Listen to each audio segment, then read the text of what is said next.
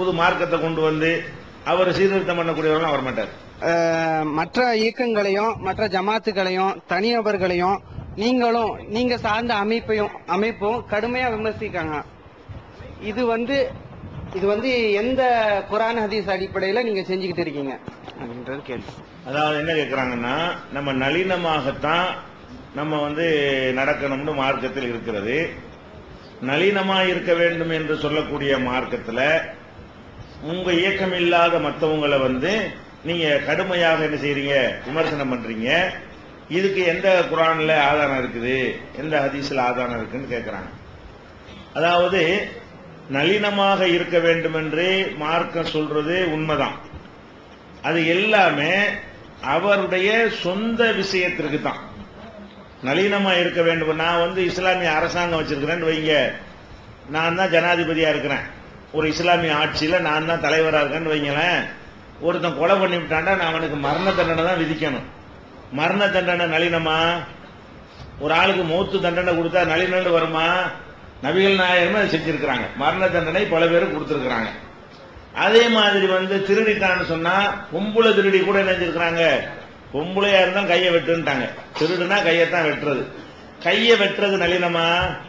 அதாவது நளினமா இருக்கிறது அர்த்தத்தை நம்ம முதல்ல விளங்கிக் கொள்ளணும். நளினமா இருப்பது என்று சொன்னால் உங்களுடைய ஒருத்தர் சொந்த விஷயங்கள், கொடுக்கல் வாங்கல், பழகுதல், அந்த மாதிரி விஷயங்கள்ல பேசும்போது ஹார்ஸாக கரடு முரடாக யாரோடையும் பழகக்கூடாது.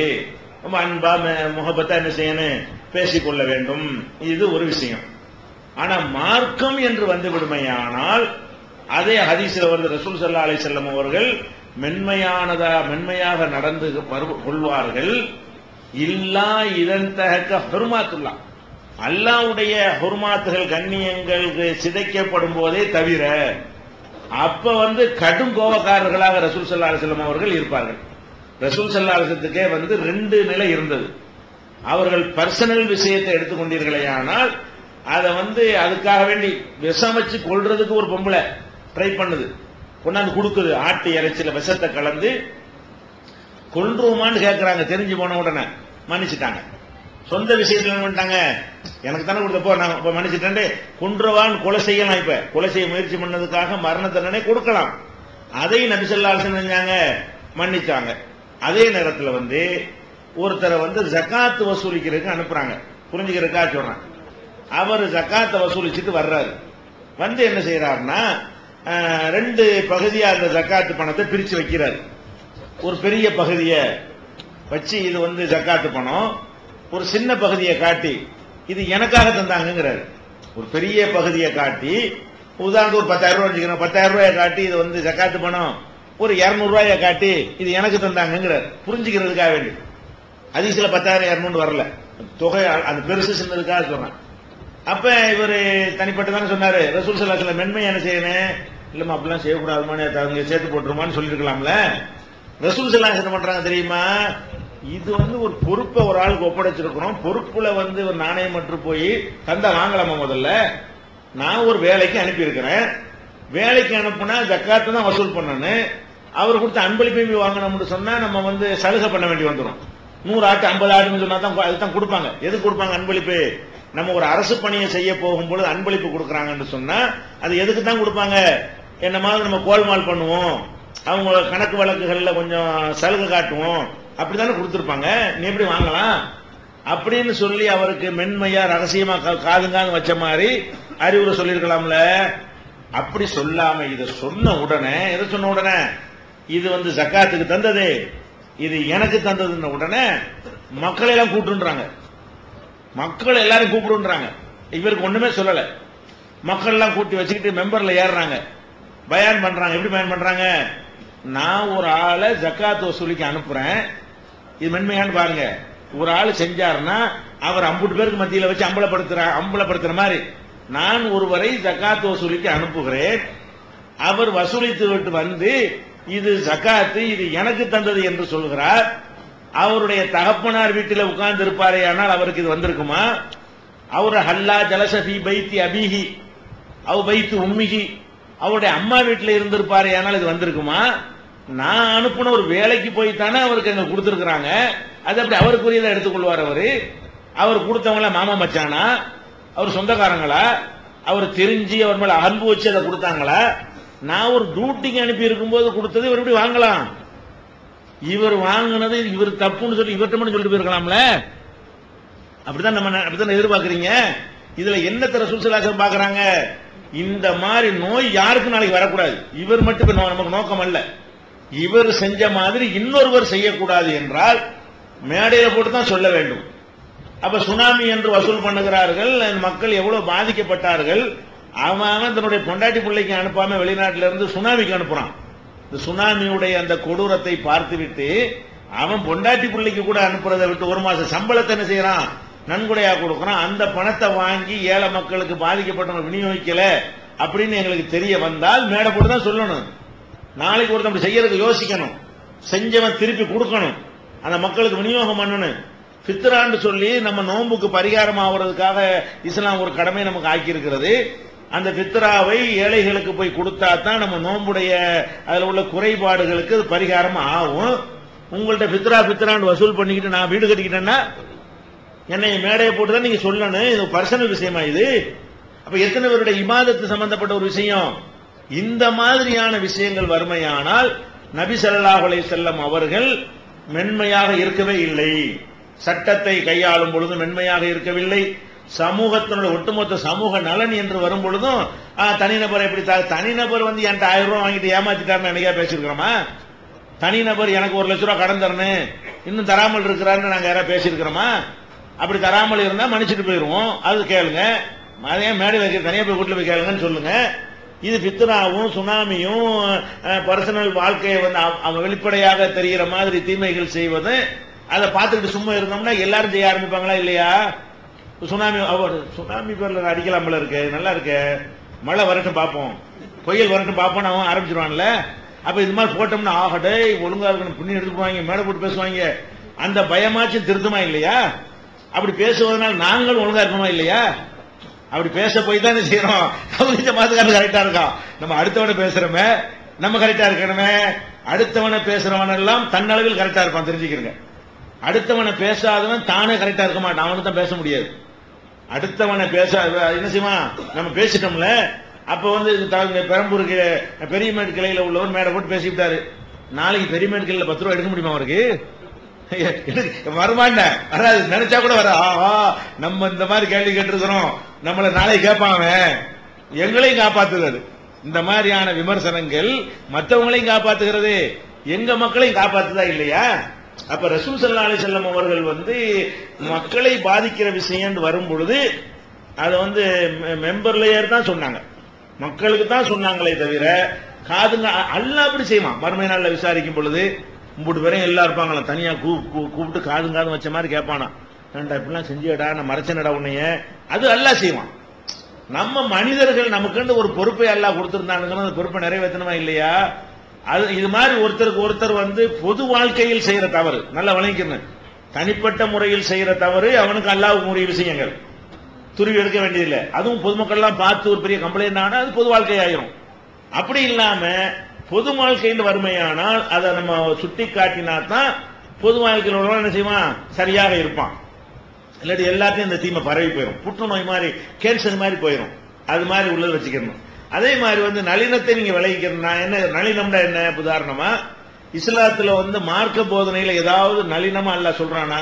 இப்ப தர்கா வழிபாடு கூடாது, அத ரசூலுல்லாஹ் என்ன சொல்றாங்க? அவன் மீது நாசம் உண்டாகட்டுமாக லஅனத்துல்லாஹிங்கறாங்க. தர்கா வழிபாடு செய்யறவனுக்கு நபிமார்களுடைய கபர்களை எல்லாம் தர்காக்களாக மஸ்ஜிதுகளா ஆக்கிட்டாங்களே, மூத்தா போறதுக்கு முன்னாடி என்ன சொல்றாங்க? இதுக்கு பேர் நளினமா? அவர்கள் மீது அல்லாஹ் நாசமாக்குவானாக அப்படிங்கிறாங்க. அப்ப அந்த அளவுக்கு கட்டும் கோபமான வார்த்தையை பண்றாங்க, இடிச்சு நொறுக்குங்கிறாங்க. இது நளினமா? தர்கா கட்டிட்டான்னு சொன்னா என்ன செய்யுங்க? சமாதி கட்டவும் செய்யாதீங்க, கட்டுனா இடிச்சு நொறுக்குங்கிறாங்க. இடிச்சு நொறுக்குங்க என்பது நளினமா? கிடையாது. ஃபிரௌன்ட்ட போய் ஃபிரௌன்ட்ட மூசா நபியை அனுப்பி வைக்கிறான் அல்லாஹ். என்ன சொல்லி அனுப்புறான்? கூலாலஹு கௌலன் லையினா, நீங்க 2 பேரும் போய், 2 பேர்னா ஹாரூனையும் சேர்த்து 2 பேரும் அனுப்புறான். 2 பேரையும் சேர்த்து அல்லாஹ் சொல்றான், நீங்க 2 பேரும் போய் ஃபிரௌன்ட்ட மென்மையா சொல்லுங்க.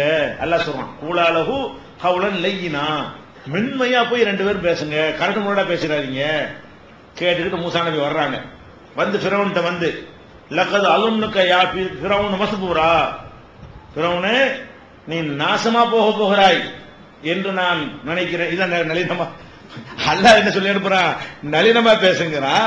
அதை கேட்டுட்டு வந்து என்ன செய்யறாரு, ஃபிரௌன் பெரிய மன்னன் சக்கரவர்த்திட்ட போய் நீ தப்பான கொள்கையில் இருக்கிறாய், இதனால் நீ அழிந்து போவாய். இதுக்கு மென்மைக்கு இது மாற்றம் கிடையாது. தப்பான கொள்கையில் நீ இருக்கிற காரணத்தினால் நீ அழிந்து போவாய், நீ கெட்டு போவாய், நாசமா போவாய் என்று சொல்வதற்கு நமக்கு நளினம் இல்லாம தெரியும். இது நளினத்துக்கு மாற்றம் கிடையாது. அதுக்கு என்ன விளைவு வருமோ அதை தான் சொல்ல வேண்டும். அதனால நபிமார்கள் எல்லாருமே கடுமையாத்தான் சொன்னார்கள். மக்கள் ஷுவைப் நபி இப்ப என்ன செஞ்சாங்க, ஷுவைப் நபியுடைய சமுதாய மக்கள் வந்து அளவு நிறுவையில் மோசடி செய்தார்கள். ஷுவைப் நபி காலத்தில் உள்ளவங்க வியாபாரிகளா இருந்தாங்க. அவங்க என்ன செஞ்சாங்கன்னா அளவு நிர்வகிகள்ல வந்து மோசடி செஞ்சாங்க. இத வந்து என்ன செய்யறாங்க, ஷுவைப் நபி மக்கள் மத்தியில வந்துட்டு பயான் பண்றாங்க. எப்படி நீங்க வந்து அளக்கிறதுக்கு ஒரு தராசு வச்சுக்கிறீங்க, நெருக்கிறதுக்கு ஒண்ணு வச்சிருக்கிறீங்க, மக்களுடைய இதை எப்படி நீங்க எடுக்க போச்சு, வாங்கும்போது மட்டும் ஒழுங்கா வாங்கிக்கிறீங்க, கொடுக்கும்போது மட்டும் குறைச்சிக்கிறீங்கன்னு இப்படி பயான்லாம் சொல்றாங்க. அப்ப இது வந்து ஏன் பப்ளிக் பண்ணி கேட்க முடியுமா? பப்ளிக்கா நடக்கிற விஷயங்களை பப்ளிக்கா தான் தீமைகளை தடுக்கிறதுன்னு மார்க்கத்தில் ஒண்ணு இருக்கா இல்லையா? கையால தடுங்கண்டா அது நளினம் யாராவது சொல்லுவாங்களா? தீமையை கண்டால் 3 நிலை இருக்கிறது. ஃபர்ஸ்ட் நிலை என்னது, சொல்லி கையுறுகு எதுகி, கையால் தடுக்க வேண்டும். அதுக்கு முடியாவிட்டால் நாவால் தடுக்க வேண்டும். அதுக்கு முடியாட்டி மனசால வெறுத்து ஒதுங்கிற வேண்டும் இருக்கிறது.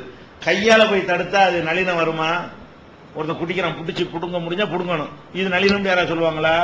ஆனா மெதுவா சொல்லுவாண்டா, ஏன்டா புடுங்கன்னு கேட்பானா இல்லையா? ஆனா மார்க்கத்தில் புடுங்கன்னு சொல்லுது. அவன் குடிக்க போன சக்தி இருந்துச்சுன்னு சொன்னா அந்த பாட்டில் வாங்கி ஒட்டச்சு போடு. ஒருத்தர் பீடி குடிக்கிறான், பீடியை புடுங்கி கீழே போட்டு மிதி, சக்தி இருந்தா திருப்பி அடிப்பான். உனக்கு தாங்க இல்லாட்டி அப்ப செய்யாது, அது ஒரு விஷயம். ரசூலுல்லாஹ் என்ன சொல்றாங்க கேட்டா, உனக்கு இயலுமானால் தான் இல்லம் எஸ்தத்திம பிலிசானி, முடியலன்னா நாவால செய்யுங்கிறாங்க. அப்ப முடிஞ்சா கையால தடுங்கிறது நளினமா? அப்ப நளினங்கிறலாம் என்னன்னு கேட்டா நம்ம பர்சனல் விஷயம். நம்மள ஒருத்தன் திட்டிவிட்டானா, நம்மளுக்கு ஒருத்தன் ஏமாத்திட்டானா, நம்மளுக்கு மன வருத்தம் நடத்திட்டானா, அது ஓகே, அதுக்கு கூலி இருக்கு மறுமையில.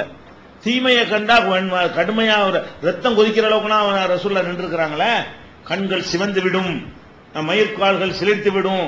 ஒரு ராணுவ தளபதி எப்படி எச்சரிப்பார், கண்ணுகு முன்திரு ஜெய்சின், அப்படி கடும் கோபத்தோடு தான் அவங்க என்ன செய்வாங்க, தீமைகளை பத்தி பேசுவார்கள், எச்சரிப்பார்கள். அப்படின்னு பாக்குறமா இல்லையா? தப்புன்னு என்ன செய்வாங்க, போட்டு மக்கள் மத்தியிலோடு உடைச்சு தள்ளிடுவாங்க. அதனால வந்து இதுக்கு மார்க்கத்தில் உள்ள விஷயம் தான் இப்படித்தான் இருக்கணும். நாம தப்பு பொது வாழ்க்கையில செஞ்சாலும் அப்படித்தான் மற்றவங்க சுட்டி காட்டணும். அப்பதான் நாம வந்து அதை ஏன் சுட்டி காட்டணும்னு கேட்க மாட்டோம், பதில் தான் சொல்லுவோம். நாங்க எப்பவாவது ஏன்பா எங்களை பத்தி இப்படி பேசணும்னு கேட்டிருக்கோமா? நாம பேசுற மாதிரி அவங்க தானே பேசுறாங்க. நாம ஆதாரத்தோட பேசுகிறோம், அவங்க ஆதாரம் இல்லாம திட்டுறாங்க. நம்ம என்ன கேட்போம், திட்டுறப்ப ஆதாரத்தை வச்சு திட்டு, நிரூபிக்கிற கூப்பிட்டு நாங்க வர்றோம், அப்படி நம்ம பதில் சொல்றோம். அவங்க ஏன் திட்டுறேன்னு மட்டும் கேட்கறாங்க, ஏன் பேசுறேன்னு மட்டும் கேட்கறாங்க. வித்தியாசம் நீங்க பாக்கணும். நம்மள பேசாம இருக்கிறாங்களா? நம்மளும் மத்தவங்கள பேசணும், மத்தவங்க நம்மள பேசுறாங்க. எல்லா ஐக்கமும் ஒன்னா சேர்ந்துக்கு நம்ம ஒழிக்கிறதுக்கு மாநாடுலாம் போடுறாங்க. என்ன பேசுவாங்க, நக்கிருக்கேன் பைத்தியக்காரன் இதுதான் பேசுவாங்களே தவிர, பொய்யா சொல்லுவாங்களே தவிர, திட்டுவாங்களே தவிர, பாயிண்ட சொல்லி ஏதாவது நம்மளை விமர்சிச்சிருக்கிறாங்களா? ஆதாரங்கள் அடிப்படையில் விமர்சனம் பண்ணி, இந்த அடிப்படையில் நீ லட்ச ரூபாய் ஆதாரம் இருக்குது, நீ இவ்வளவு ரூபாய் சாப்பிட்டு இருக்க ஆதாரம் நான் நிரூபிக்கிறேன், வர முடியுமான்னு கேட்டிருக்காங்களா என்னைக்காச்சும்? நாம குற்றச்சாட்டு சுமத்தினா அப்படிதான் கேட்கிறோம். அப்ப உங்க குற்றச்சாட்டு சுமத்தினா நிரூபிப்பேன், ரெடி வர்றியா, ஆதாரம் வச்சிருக்கிறேன். இப்படி பேசுவது என்ன கிடையாது, இது மக்களுக்கு செய்யற நன்மை. இப்படி யாரும் பேசலன்னு சொன்னா தீமைகள் பெருகி போயிடும்.